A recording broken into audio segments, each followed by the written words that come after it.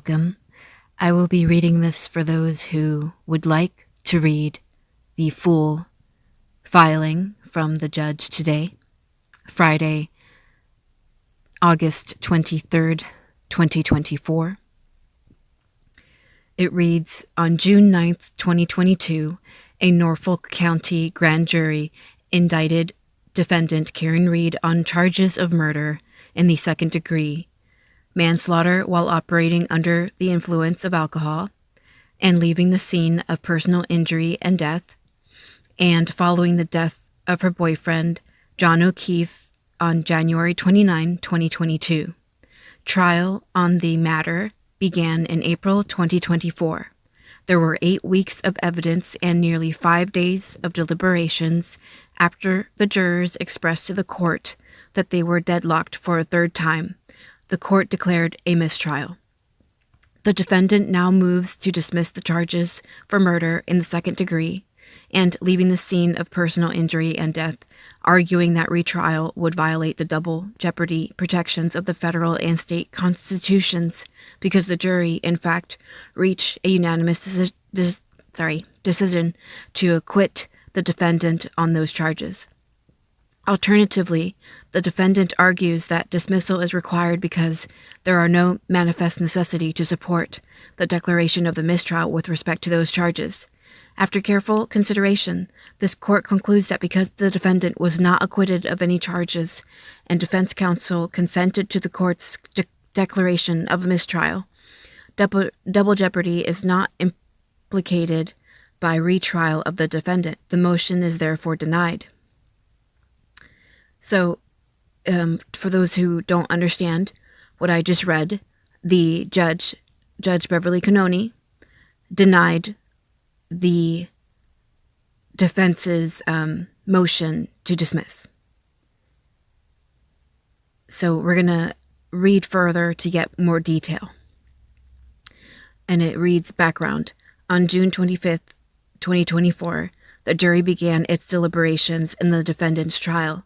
In addition to the 3 indictments, the court had instructed the jury to consider 2 lesser included offenses to manslaughter while operating under the influence of alcohol, involuntary manslaughter, and motor vehicle homicide, OUI liquor and negligence.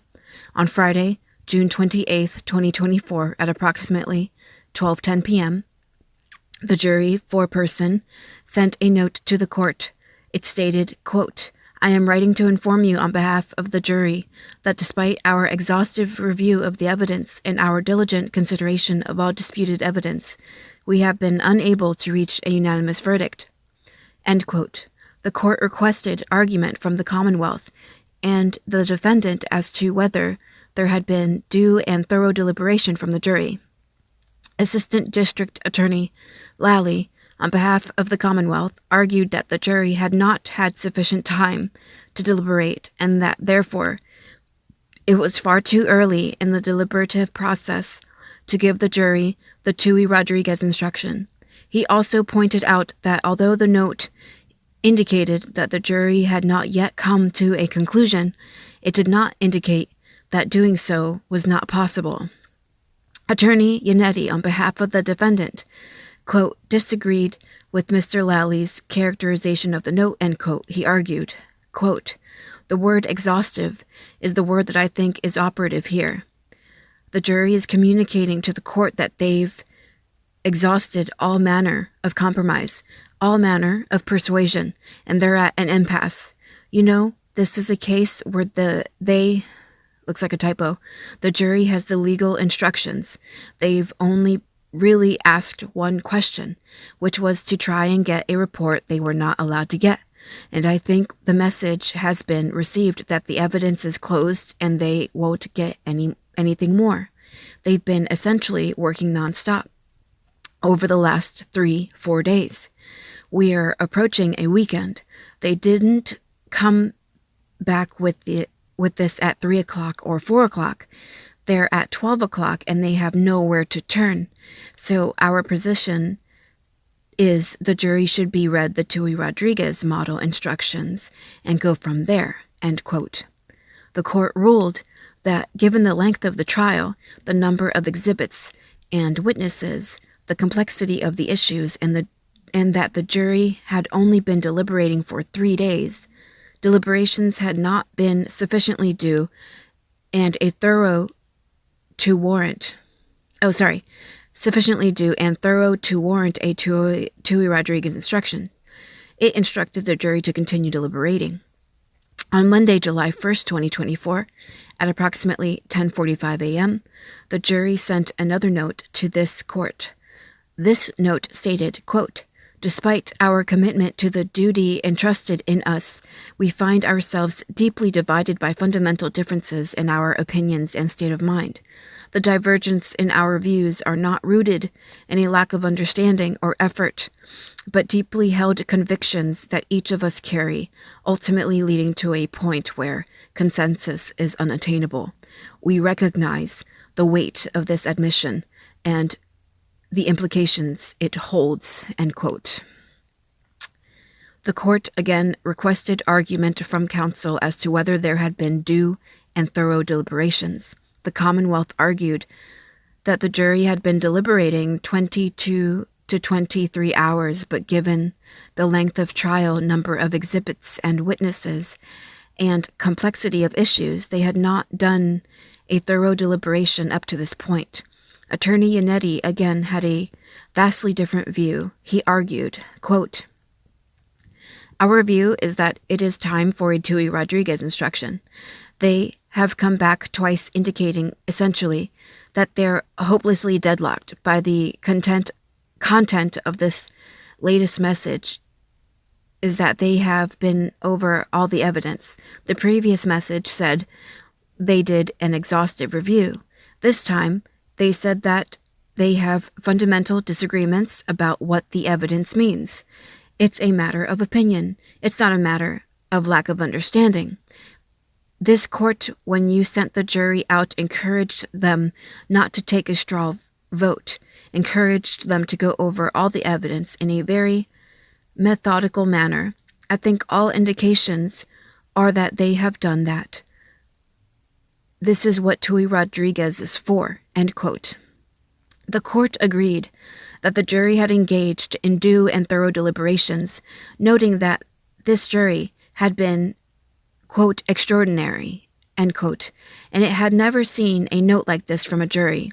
It therefore provided the jury of the full Tui Rodriguez instruction and asked them to return to the deliberations with those instructions in mind.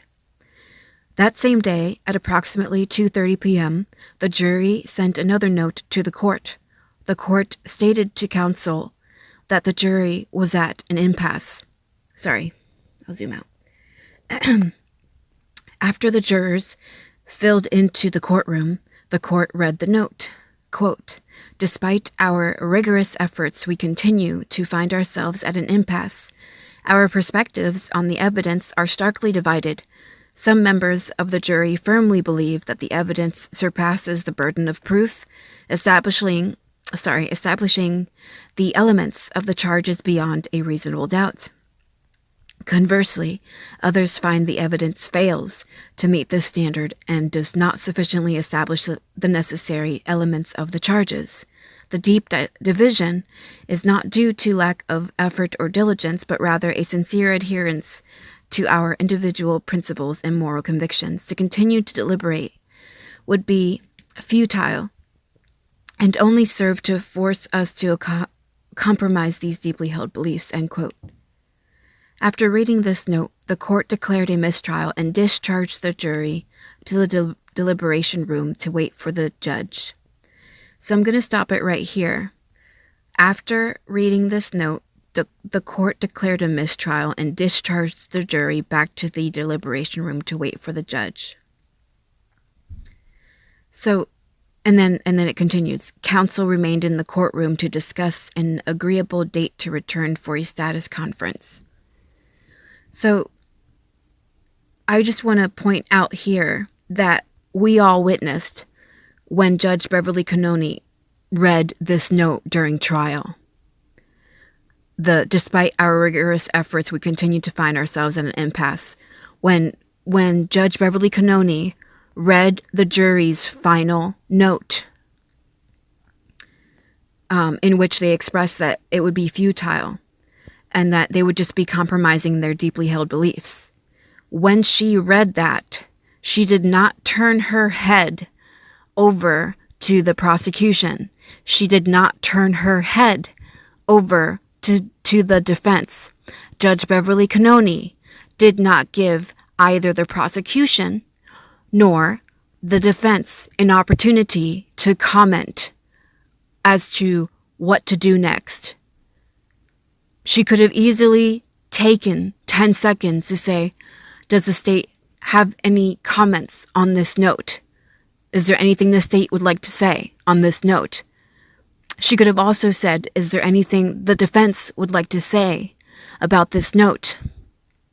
She could have also said, according to Rule 27B of the Massachusetts Rules of Criminal Procedure, I may declare a mistrial. However, I must first require that you, jury, give me any verdicts that you do agree on. So, jury, were there any verdicts that you did agree on? And if so, please go back to the deliberation room and conclude your decisions and bring back those verdicts.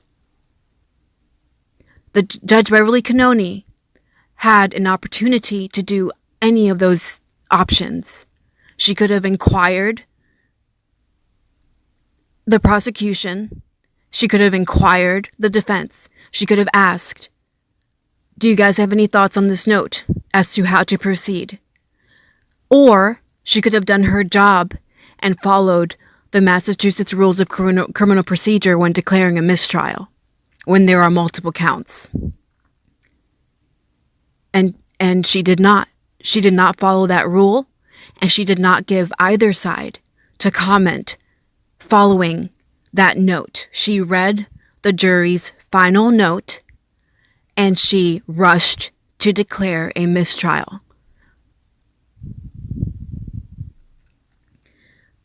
I'm continuing to read the filing from the judge today.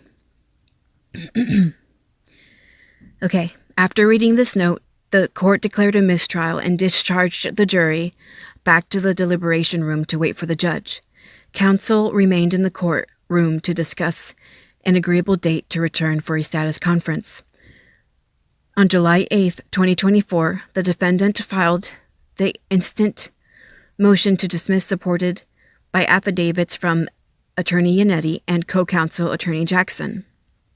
Attorney Jackson's affidavit stated that on July 2nd, 2024, a juror in the case, Juror A, contacted him. Attorney Jackson was able to identify the person as a deliberating juror based on her description of who she is, where she was seated, and certain identifying information, name and occupation, disclosed during their voir dire process. According to Attorney Jackson's affidavit, Juror A told him that she wished to inform him of the true results of the deliberations because she believed those results significantly impact the defendant's rights.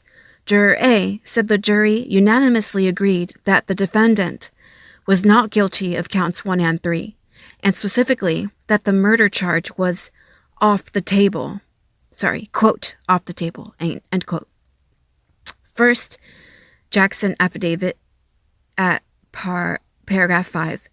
In his affidavit, Attorney Jackson also stated, quote, neither Miss Reed nor her counsel consented to the entry of the mistrial. Defense counsel was denied the opportunity to request that the court inquire on which count or counts the jury may have been deadlocked, including lesser included offenses, and on which count or counts the jury may have arrived at a verdict, end quote. And then it reads paragraphs 9 and 10.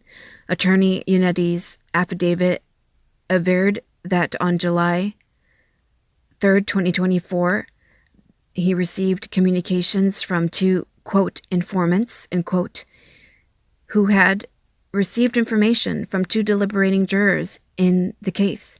The first informant, Informant B, sent him a screenshot she had received from someone else, intermediary B, of text messages that intermediary B had purportedly received from juror B.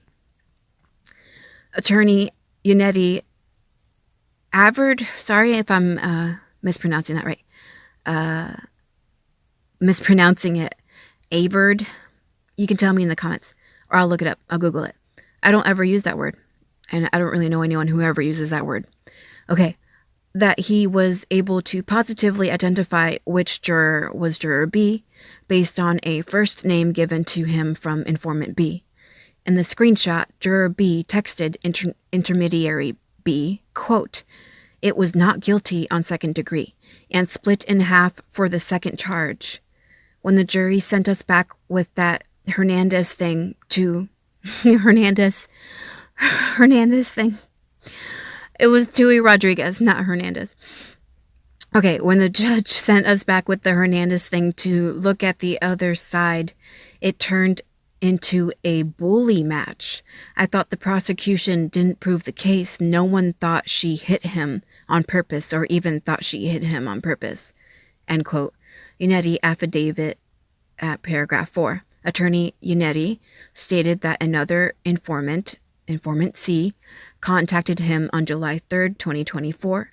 Informant C told him he or she personally knows a juror C, and that informant C and juror C have a mutual friend, intermediary C.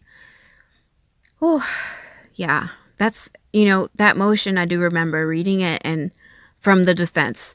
And as much love as I have for the defense, that motion was exhausting to read. It was so, just the juror C, informant C, and intermediary C, they had B's and C's and A's and intermediaries. So it gets a little convoluted to someone just looking in.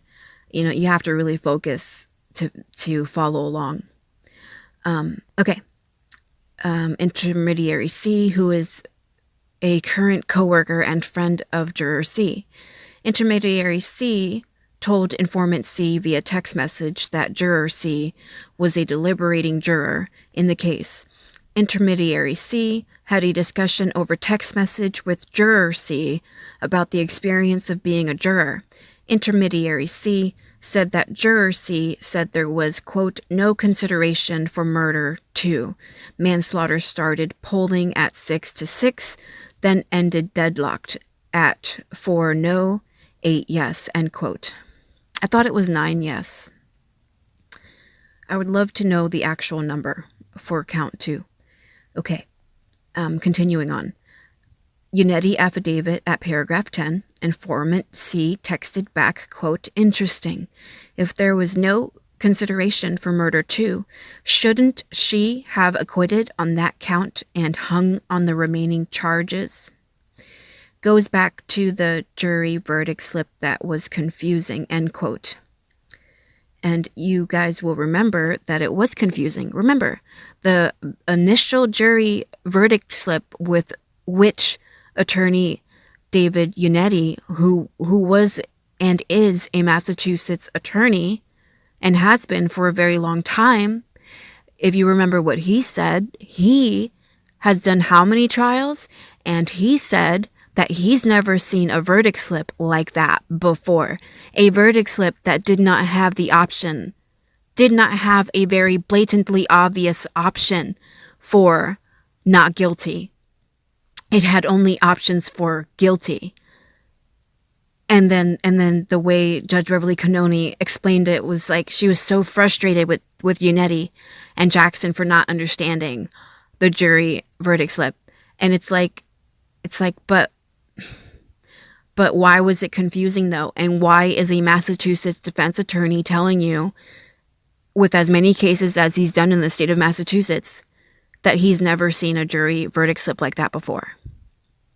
And Judge Beverly Cannone, why are you getting so frustrated? And she did ultimately agree with them, and she did ultimately change the verdict slip. But as I've said in previous videos, obviously, even changing the verdict slip didn't do a damn thing because they were still confused. And guys, I just want to say that in the state of Massachusetts, the judge is permitted to select the foreperson. Okay? In the state of Massachusetts, the judge is permitted to select the foreperson for the jury. And I have had a hunch that this judge, Judge Beverly Cannone, knows the foreperson. And that is why the world did not hear the verdicts on counts 1 and 3. I feel that some way, somehow, just my opinion, some way, somehow, Judge Beverly Cannone knew the foreperson, just like it is alleged that Judge Beverly Cannone knows the Alberts and the McCabe's and parties with them on Cape Cod and what have you. And if you notice during the trial, pay attention if you didn't. Pay attention to how Judge Beverly Cannone treats the Alberts in particular. Pay attention to how she treats Jennifer McCabe, of course, but pay attention to how she treats the Alberts. Brian Albert, too. It's like she knows him. So my feeling here is that perhaps there is a huge possibility that Judge Beverly Cannone knew the foreperson and Judge Beverly Cannone knew what was going on with the jury.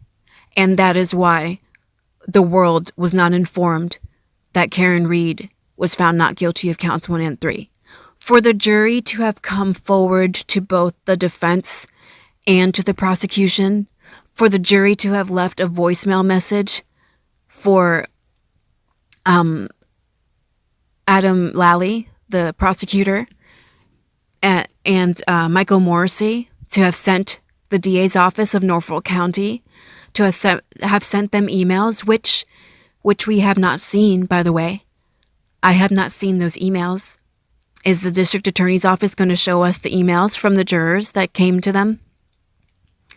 But for the jurors to have come forward to both sides, to tell both the prosecution and the defense that they were unanimous on counts 1 and 3, to me, proves that they were still confused, that changing the jury verdict slip didn't matter, they were still confused, and something doesn't sit right. Because there were other options that Judge Beverly Cannone could have utilized. She could have inquired with the prosecution. She could have inquired with the defense before declaring a mistrial, or she could have followed the rules of criminal procedure in the state of Massachusetts. Instead of making up her own rules like she did that day, deciding to declare a mistrial without following Rule 27B, she made up her own rules. So she had options that day she did not utilize. And on top of that, the jury were unanimous on counts 1 and 3. And because she did not utilize those options, the world was unable to know until months later, until weeks later, actually. And then months later, when they ultimately came to the prosecution, because some people were still doubting when the jury came to the defense. People who especially feel like Karen Reed is guilty.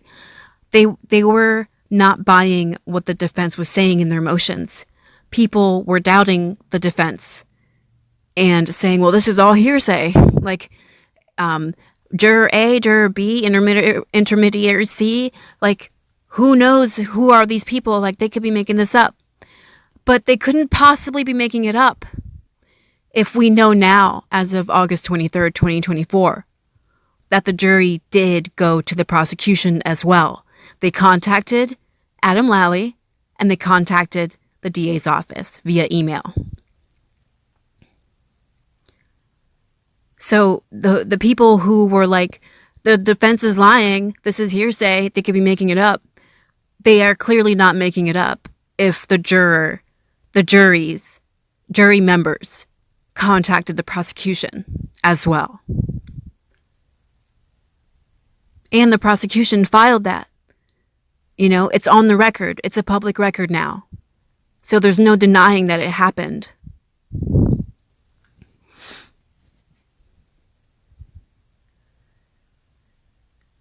So I'm saying, why didn't Judge Beverly Cannone do her job that day? And is it possible that Judge Beverly Cannone knew the foreperson, and the foreperson knew that there were verdicts, and the foreperson wrote that note on behalf of the jury?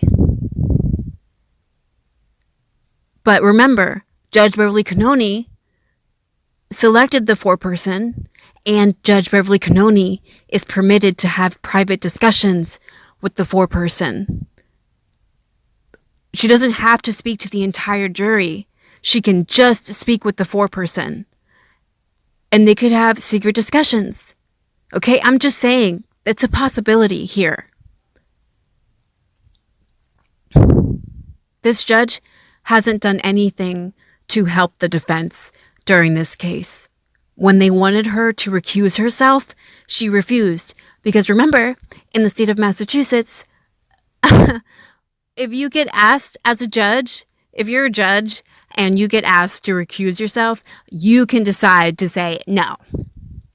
In the state of Massachusetts, if someone, if counsel wants you to recuse yourself, it is your choice to be recused or not. And I really fucking hope that changes. Especially after the Karen Reed case. Because this judge should have absolutely been recused. And I'm sure plenty of attorneys would agree. Plenty of attorneys around the world watched Judge Beverly Cannone conduct herself in an extremely biased, unprofessional manner. And Karen Reed's fate is at stake. And this judge was very blatantly, very obviously biased. Very obviously did not like Karen Reed. So I hope that some laws around here in this state, the state I live in Massachusetts, I really hope that this case gets studied and in law schools, and that people change laws because of this case, because of Judge Beverly Cannone's corruption. I don't know if Judge Beverly Cannone knew the foreperson, but I'm saying the opportunity is there for her to have known the foreperson and to have conducted secret exchanges with the foreperson. And that's why the verdicts were not announced. That's why Judge Beverly Cannone did not follow Rule 27B. And that's why Judge Beverly Cannone did not give the prosecution or the defense an opportunity to comment after that last note. I'm going to keep reading. Sorry, that was like the longest digression ever. Okay.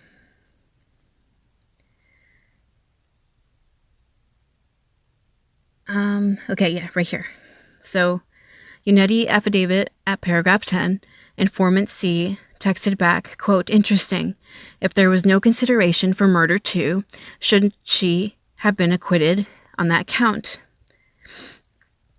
And then just skipping through, goes back to the jury verdict slip that was confusing, end quote. Intermediary C texted, quote, she should have been acquitted, I agree. Yes, the remaining charges were what they were hung on, and that instruction paper was very confusing, end quote.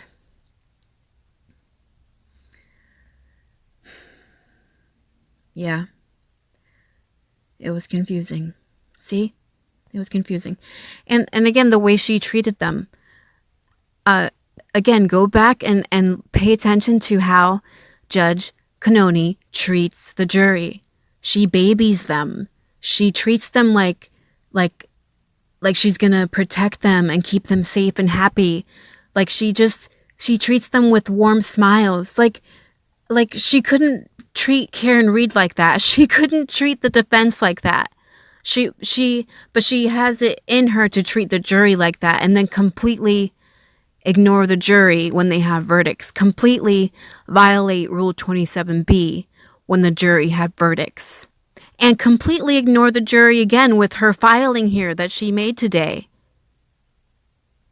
for her to deny the motion. And I'm going to keep reading to know which motion she's denying, but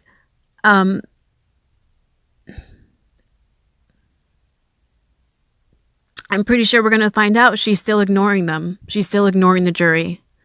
As much as she pretended to care about them, as much as she pretended to make them feel warm and welcomed in that courtroom and that she was there for them, you know, she was their friend, it was a farce. It was a facade.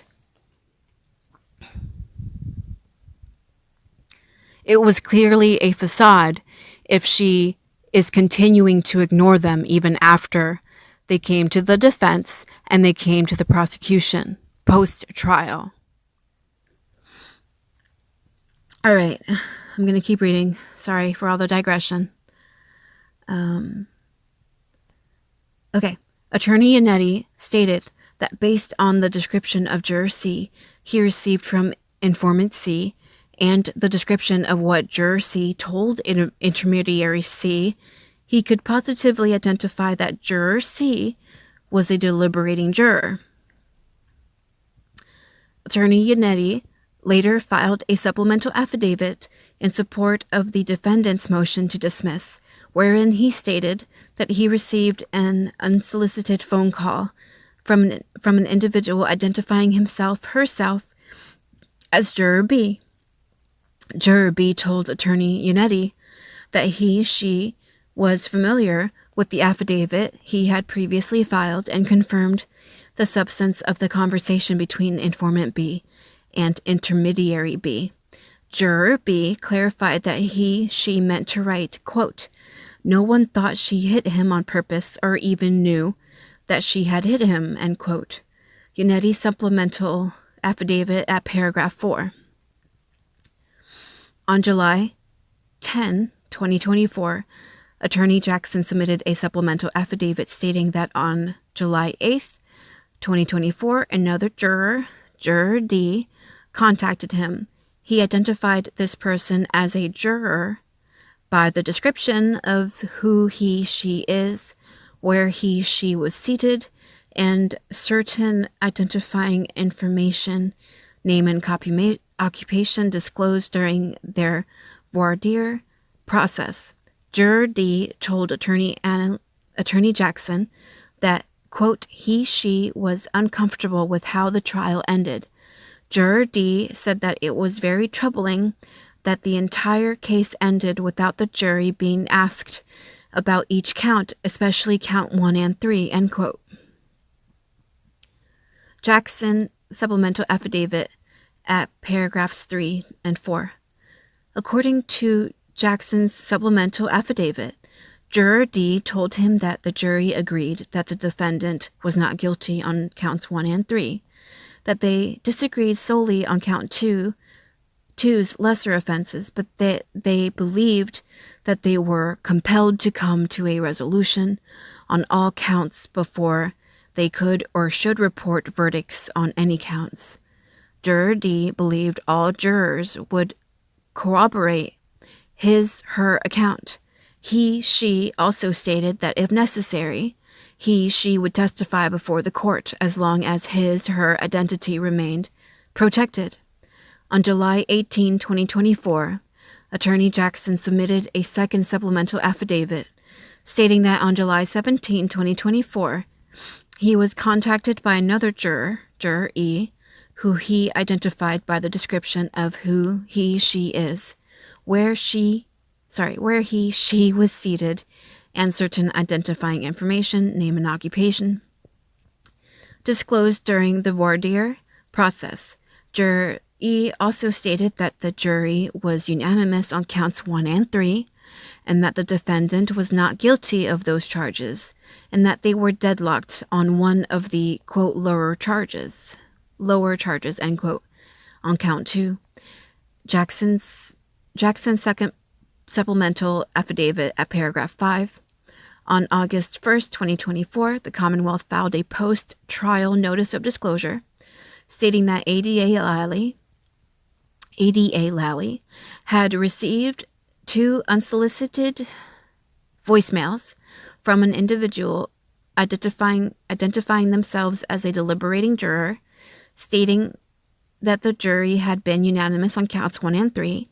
The Commonwealth also received emails from 3 individuals identifying themselves as jurors, stating that they wished to speak anonymously. In its response to the emails, the Commonwealth stated that it was ethically prohibited from inquiring as to the substance of the jury deliberations, and it could not promise confidentiality as it may be required to disclose the substance of any conversation to the defendant or the court. All 3 jurors declined to communicate further with the Commonwealth. So, again, guys, and this is a court record. This is a public record. This is a legal document. What the judge wrote here, what the state of Massachusetts wrote here, what the court wrote here in Norfolk County. This is legal. This is legal. This is a legally binding document.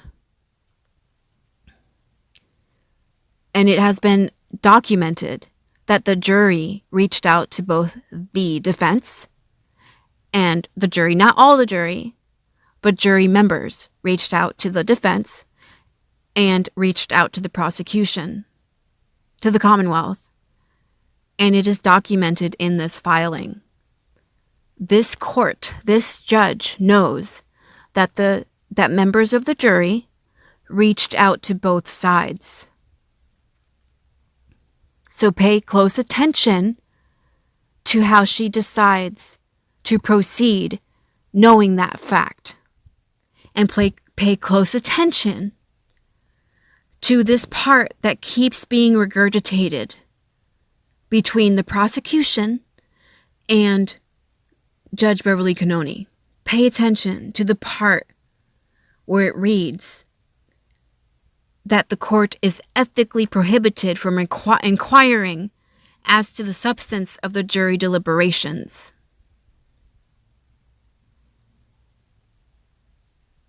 Remember that the jury reached out to the defense and to the prosecution to tell both sides that they had unanimous not guilty verdicts on counts 1 and 3. Remember that the jury did not say, hey, we want to talk about what we deliberated about. We want to give you guys details, the inside scoop on what we were deliberating about. Can we tell you? No, that is not what happened. Again, these court filings are legal documents. It is all documented. What the defense said that the jury members told them, and what the Commonwealth, what the prosecution said that the jury members told them. It is all documented, and yet they proceed to gaslight us on what the jury was actually saying. They type it out, guys, folks, people. The Commonwealth types it out for us to read right here. They're not lying. Look, themselves as deliberating jurors stating that the jury had been unanimous on counts 1 and 3. Unanimous on counts 1 and 3. This is the Commonwealth. This is the prosecution, the DA's office telling you, yeah, we know the jury were unanimous on counts 1 and 3. They reached out to us, but our response to them was, we are prohibited from inquiring as to the substance of your deliberations. When nowhere in any of the statements that the defense provided, and nowhere in any of the statements that the prosecution provided, are the jury inviting either side to inquire as to the substance of their deliberations. Nowhere are they inviting either side to inquire as to the substance of what they deliberated about. They are saying, they are pleading, we were not guilty. We were unanimous that she was not guilty on counts 1 and 3. What are you going to do about Karen Reed's rights? We had verdicts on counts 1 and 3. What are you going to do with those verdicts?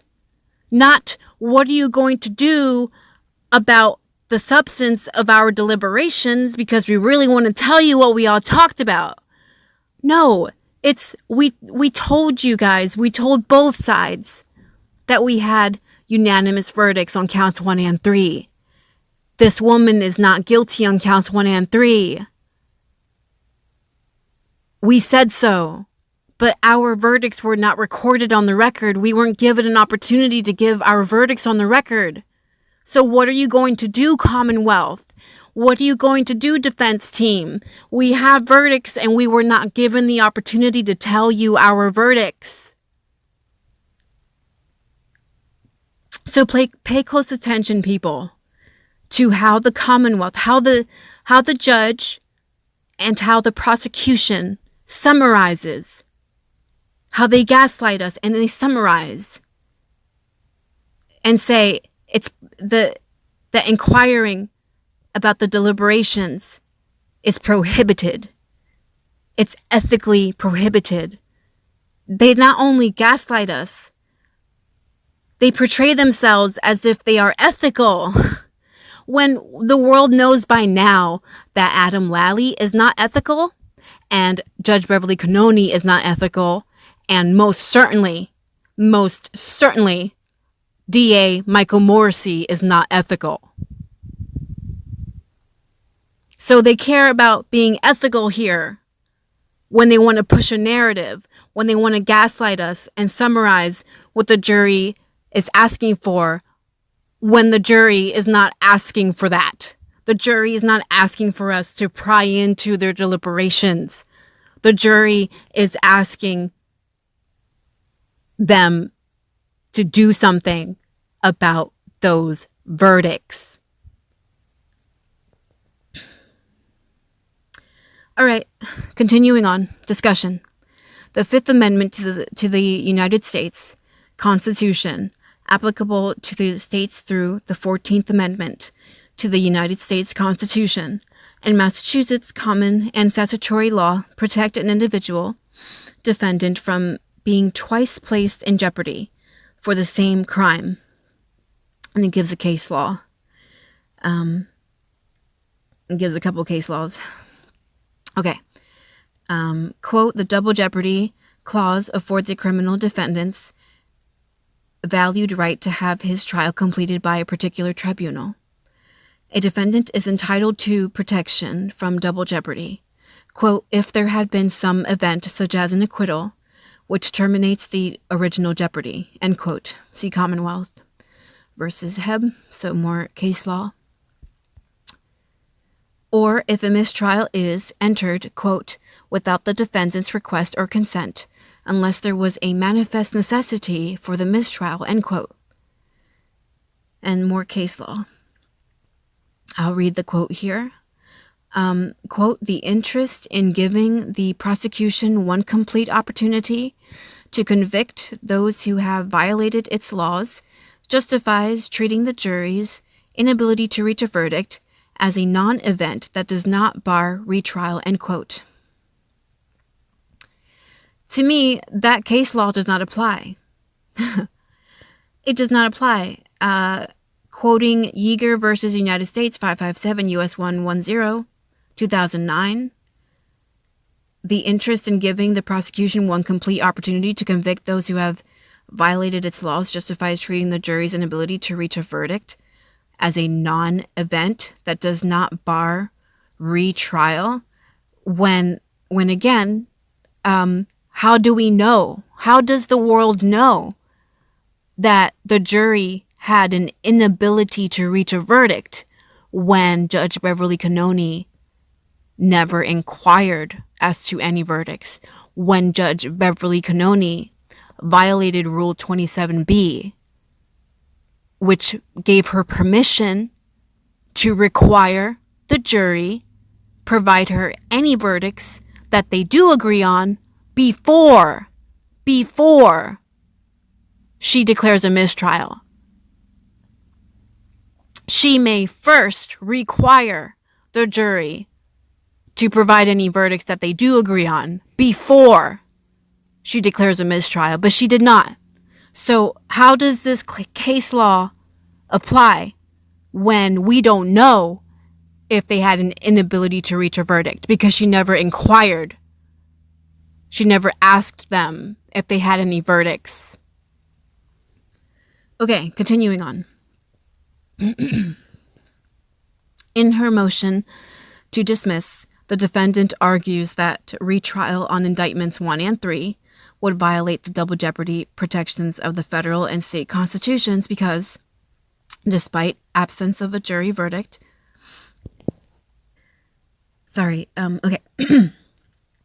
because despite absence of a jury verdict, the jury in fact reached a unanimous decision to acquit her on those charges.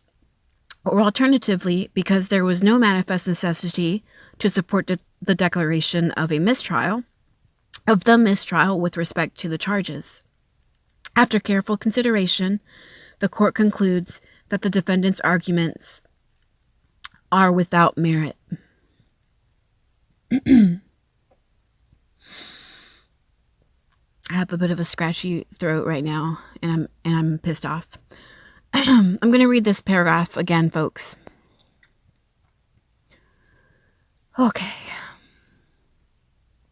And I will leave the link to the PDF file for anyone who doesn't want to listen to my rambling or my digressions or my energy, my angry energy right now. So if you don't want to hear my voice or my commentary, please jump to the description below for that link. So I'm reading it again. In her motion to dismiss, the defendant argues that retrial on indictments 1 and 3 would violate the double jeopardy protections of the federal and state constitutions because, despite absence of a jury verdict, the jury, in fact, reached a unanimous decision to acquit her on those charges. Because this is the judge. This is the judge wording this. And, I'm sure her homies, Michael Morrissey and Adam Lally, helped her write this or called her up or texted her or some shit. And were like, hey, let's make sure we get this point across. And she was like, sure thing. Right? Despite absence of a jury verdict, this is the judge knowing full well that she did not inquire as to any verdicts. This is the judge knowing full well that she did not provide an opportunity to either the prosecution or to the defense to give her any of their feelings on the matter, any of their arguments on the matter, following the very last note from the foreperson before she declared a mistrial. There was no opportunity for either side to comment, for either side to argue before she declared a mistrial. And she did not follow Rule 27B. She knows these things. Judge Beverly Cannone, writing this, she knows these things, but she still wants, almost like she's saying,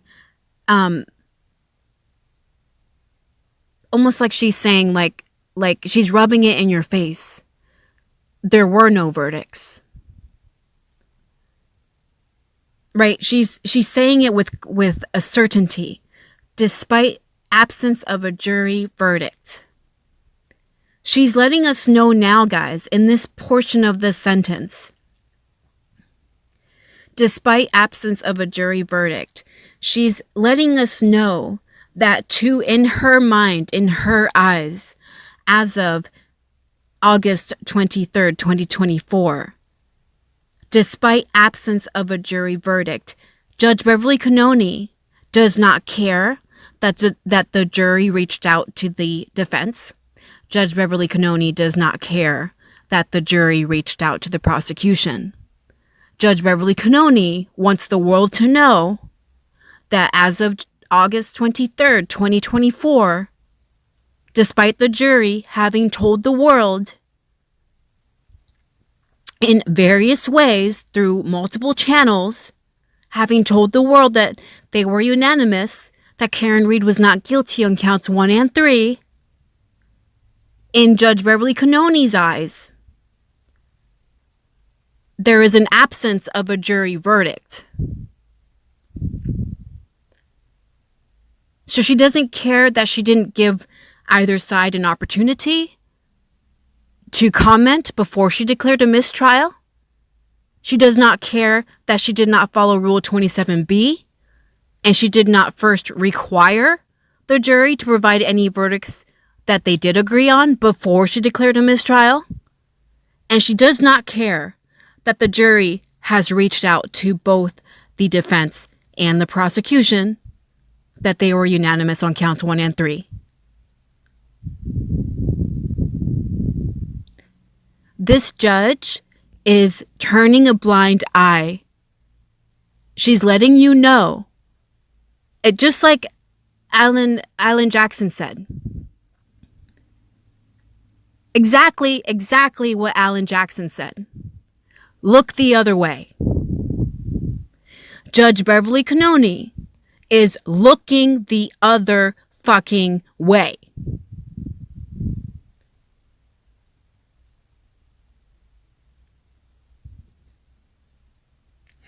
Continuing to read. The jury, in fact, reached a unanimous decision to acquit her on those charges, or alternatively, because there was no manifest necessity to support the declaration of the mistrial with respect to the charges. After careful consideration, the court concludes that the defendant's arguments are without merit. Without merit. Without merit, world.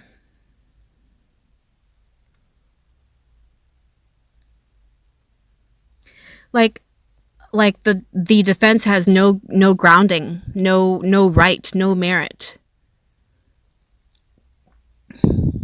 It's as if she's saying the defense's motions are baseless.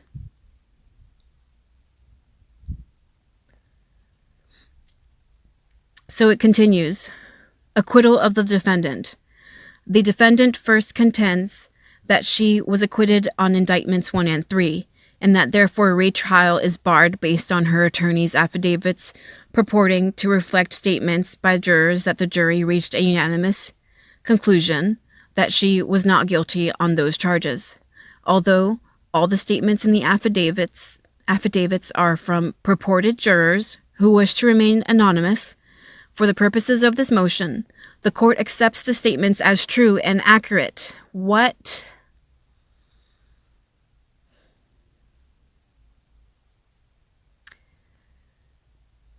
What?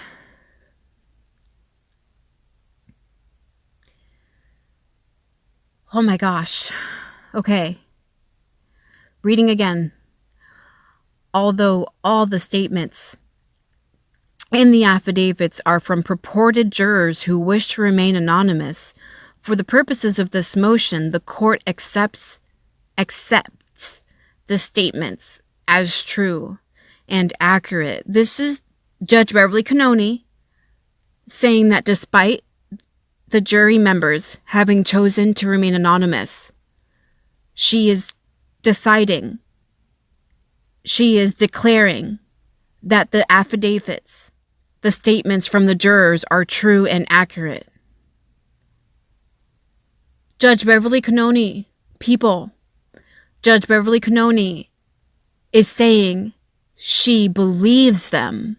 She is acknowledging the statements as true. She is acknowledging that it is true that they were unanimous that Karen Reed was not guilty on counts 1 and 3. Judge Beverly Cannone is saying, yes, I agree. The jury said these things. They were unanimous on counts 1 and 3. But listen, it continues. Even doing so, any agreement among the jurors as to counts 1 and 3 cannot be considered acquittals for purposes of double jeopardy.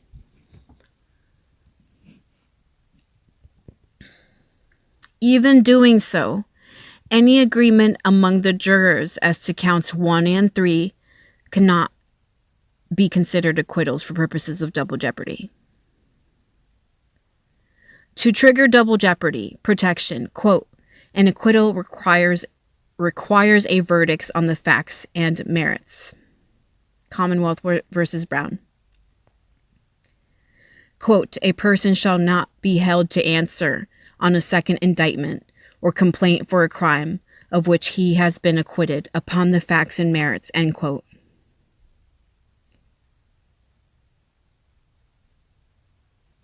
And, quote, the only verdict which can be received and regarded as a complete and valid verdict of a jury is an open and public verdict, affirmed in open court as unanimous act of the jury, and in presence of the whole panel, so that each juror has an opportunity to express his dissent to the court, in case his decision has been mistaken or misrepresented by the foreman or his fellows, or in case he has been forced into acquiescence by improper means. End quote. Provides more case law. Quote, the verdict shall be unanimous. It shall be a general verdict returned by the jury to the judge in open court. The jury shall file a verdict slip with the clerk upon the return of the verdict, end quote. As such, quote, the weight of final adjudication cannot, quote, be given to any jury action that is not returned in a final verdict, end quote. And a distinction must be made, quote, between agreement on a verdict and return, receipt, and recording of a verdict, end quote. The motion continues. I'm going to comment again very soon. I'm loading up here. Because there was no open and public verdict affirmed in open court rendered in this case, the defendant was not acquitted of any of the charges. The only unanimous act of the jury here was their representation of the court that they were at an impasse and unable to agree on whether the Commonwealth had established beyond a reasonable doubt the, quote, elements of the charges, end quote. The purported later attestations by some jurors after they had been dismissed that the jury had in fact agreed upon some of the charges during deliberations do not have the, quote, force of a final verdict, provides a case law. I'll read this part. After mistrial was declared due to deadlock, judge did not err on in refusing to accept signed verdict slips recovered from deliberation room showing not guilty, because it is not enough to show that the jury may have agreed on some issues at some time. If that limited showing were to control, uncertainties would be invited. This case law doesn't apply either, because it's not that the jury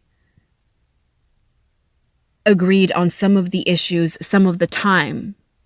Again, for the judge knows that this case law does not apply, because the judge herself in this filing, the judge herself said that she agrees that the jury's statements are true and accurate, even as they are anonymous.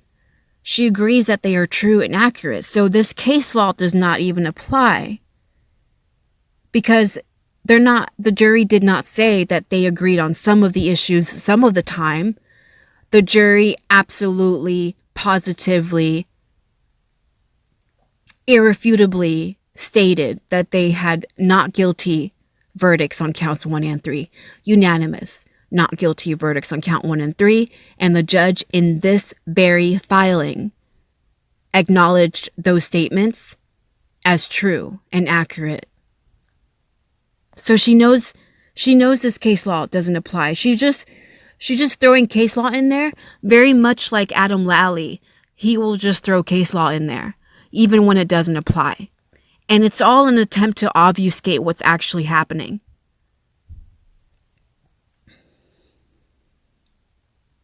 Continuing to read.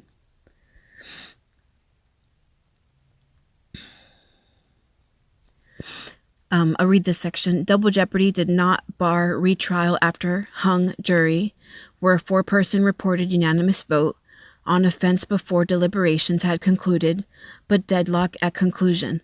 Yeah, so guys, why did the 4-person in the Karen Reed case, as we know now, and as the judge herself, as Judge Beverly Cannone herself acknowledges in this filing, that those statements are true, that the jury statements are true, that they were unanimous on counts 1 and 3.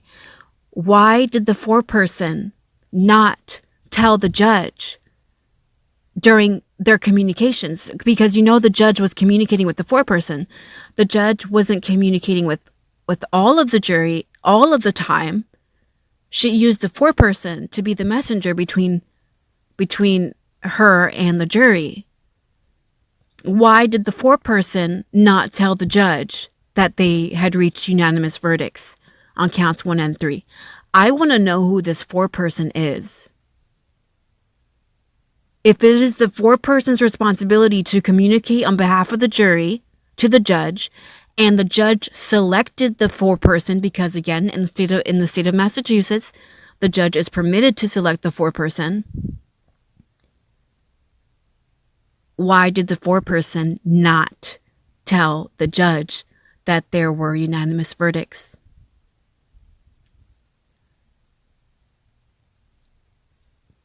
But again, it's not on the 4-person. It's not on the jury.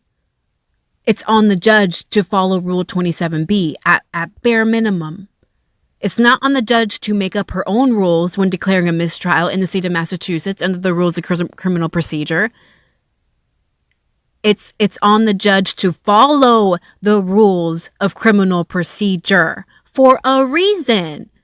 It's supposed to be foolproof. It's supposed to say, hey, you can declare a mistrial, but you must first require the jury to tell you if they agreed on any of the verdicts. Because if they agreed on any of the verdicts, then we need to know, because the fate of this person is actually dependent on those verdicts. So we need to know if there were any verdicts before you declare that mistrial. And she didn't give a fuck, Judge Beverly Cannone. She did not care.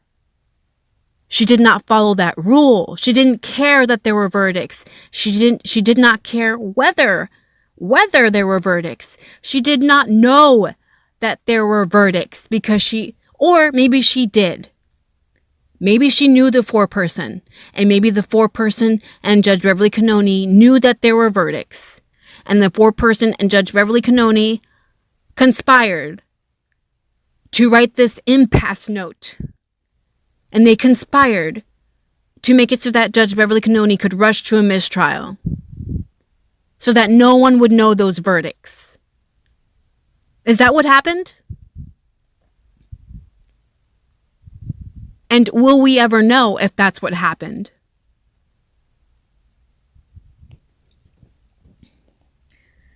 Continuing to read. The defendant argues that it is elevating form over substance to not accept that the statements and the affidavits reflect an acquittal of the defendants on counts 1 and 3. Yeah, I mean that is what the defense was arguing. And it's a rather valid argument, and it's a perfectly legal argument. Plenty of other cases have cited that argument. It's a legal argument that you must value the substance over the form, that you can't just not do the right thing on a technicality. And as you can see so far in this filing, Judge Beverly Cannone does not care about the substance because she wants everyone's eyes on the form. She wants everyone's eyes on the system, on the structure, on the rules, when in fact she did not even follow the rules. Do you see how asinine this all is? She, Judge Beverly Cannone, and the prosecution, the DA's office, they are all like, oh, this would be unethical. Oh my gosh. Oh, the rule. Oh, the form. The form. We got to protect the form. We got to follow these rules. Where the fuck was Rule 27B? You didn't follow that rule. You didn't follow that form. I will try to make a part 2 at some point today or tomorrow, possibly. If not, don't hate me. I probably found something more important to talk about. Thank you for watching.